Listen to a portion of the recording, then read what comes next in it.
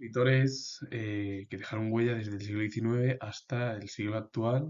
Bueno, pues hubo varios ejemplos en Europa, como Finlandia, también en Hispanoamérica, en Albania, en Alemania o Francia. Francia y Alemania son las principales potencias más importantes a nivel económico, pero también en el ámbito cultural del viejo continente. Y bueno, pues otros intelectuales que también dejaron huella en la cultura no solo europea, sino también americana, específicamente en América del Sur. Henri Troyat fue escritor francés de origen ruso. A raíz de la Revolución Rusa de 1917, el estallido de la Revolución Rusa, bueno, que provocó la guerra civil y la caída del zarismo en el país.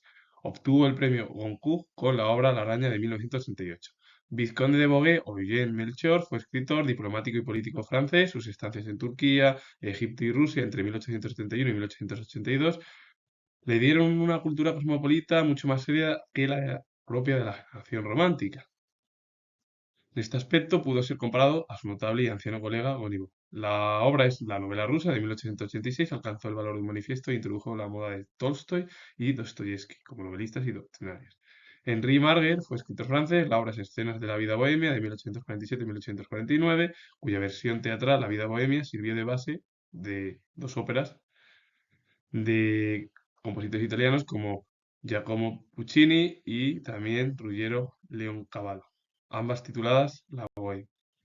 Ambos han dejado huella en la cultura francesa desde el siglo XIX hasta el siglo actual.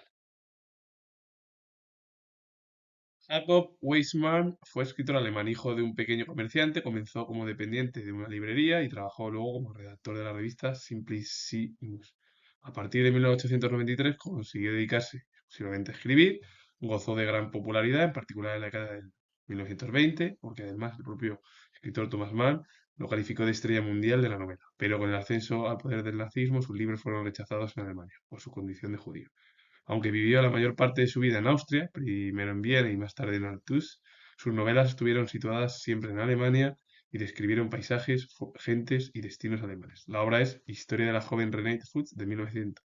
Un hombre que tuvo, al principio se dedicó al final pues, como dependiente, redactor de una revista del país y finalmente se dedicó su vida a partir de ahí ya a escribir y bueno, tuvo gran fama, gozó de gran fama. Thomas Mann lo calificó como uno de los escritores más importantes de la novela del país. El problema es que la subida del poder dictatorial alemán del nazismo provocó que sus libros fuesen rechazados y bueno, él prácticamente vivió en Austria. Así que también, bueno, pues muchos intelectuales lo pasaron mal con las dictaduras de los años 20 y 30.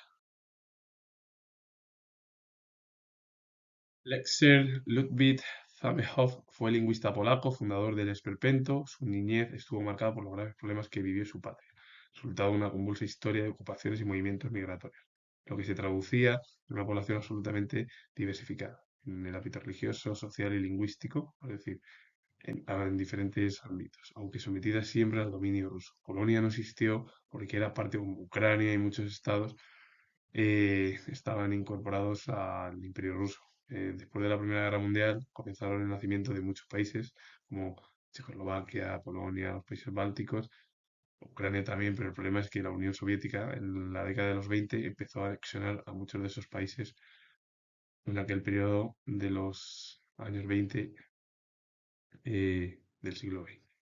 Así que muchos de los países actualmente que conocemos, los países bálticos, por ejemplo, Ucrania, son países muy jóvenes. El problema es que la invasión rusa, bueno, pues Rusia lo que quiere es invadir por miedo a la OTAN, pero claro, eso no justifica de que Ucrania lo que tiene que ser es, yo, y lo explico yo siendo historiador, no justifica que Ucrania tiene que ser un país independiente. No estamos ya en el periodo de la Guerra Fría. Pero hay algunos de mandatarios o dirigentes que todavía se piensan que sigue existiendo esa política de la Segunda Guerra Fría, Estados Unidos, Rusia e incluso China, y con otros actores secundarios como la Unión Europea, Japón o Corea del Sur en el Pacífico, en Asia. En Finlandia destacaron dos escritores, Arvid Arnefelt, que fue escritor finlandés, su padre fue general, gobernador de provincia y senador, su madre era una baronesa báltica. Luego de haberse graduado en leyes en Helsinki en 1890, se adhirió por completo a la doctrina de Tolstoy. a quien su progenitora admiraba ardientemente y se retiró a una hacienda próxima a Loja, donde se educó a la agricultura, cuidó de su familia y escribió. La obra es La Patria de 1893, considerada su obra principal. Describió la vida estudiantil del decenio 1880-1890. Un hombre que directamente se retiró a educarse en la agricultura, a cuidar de su familia y a vivir de la literatura como arte, pasión y también trabajo. Juhani Aho fue escritor finlandés, el más importante prosista finlandés después de Alexis Kivi. Su padre era pastor protestante del lugar y el joven escritor pasó la infancia y la adolescencia en estrecho contacto con la población campesina. Marchó a Helsinki en 1880 para matricularse en la universidad, pero abandonó los estudios para dedicarse por completo al ámbito literario y también al periodismo. La obra es El ferrocarril de 1884. Figuró entre sus mejores obras. Ambos, muchos de ellos, bueno, pues estudiaron leyes, por ejemplo, Harnelfeld, y finalmente se dedicó a la educación, se educó en la agricultura, cuidar a su familia, escribir, y bueno, pues muchos de ellos bueno, sobre todo Juhani y Ajo, que se matriculó en la universidad y la abandonó para dedicarse directamente a la literatura y al periodismo. Ismael Kadare fue novelista, poeta y ensayista albanés, conocido por su amplia obra narrativa, traducida a más de 40 lenguas y considerado un clásico del siglo XX. Hijo de modestos comerciantes del sur de Albania, demostró una precoz inclinación por la literatura y publicó su primer libro de poemas, Líricas, en 1953, todavía siendo, bueno, que fue estudiante de secundaria. Estudió filología en la Universidad de Tirana y asistió al Instituto Gorki de Moscú, fruto de cuya experiencia sería la novela El ocaso de los dioses de la estepa de 1978.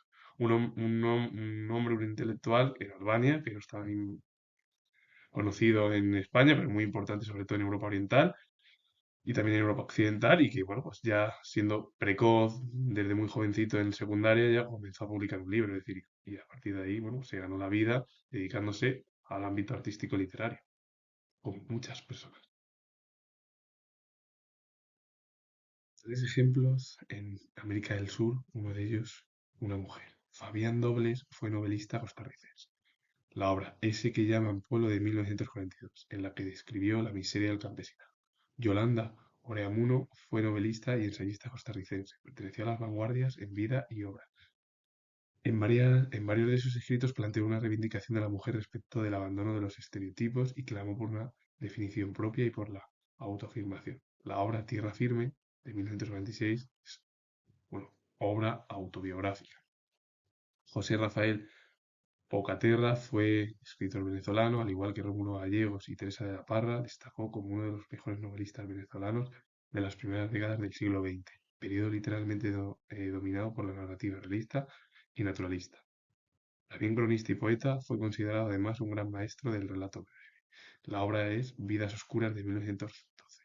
Uno de ellos perteneció más al ámbito, pues, de la narrativa realista, naturalista, y bueno, muchos de ellos describieron la vida al final, como por ejemplo Fabián Dobles del Campesino de una de sus obras, o Yolanda Oreamuno dando importancia a la mujer y olvidando los estereotipos de la sociedad occidental. Muchas de ellas clamaron en su momento por la igualdad. El problema es que esa igualdad, que yo siendo historiador, todavía no existe ni en pleno siglo XXI, ni en nuestro país, ni en Europa. Y eso que en nuestro país todavía la situación es demasiado complicada. Y bueno, más en otros países ya del ámbito latino, como por ejemplo es toda América del Sur.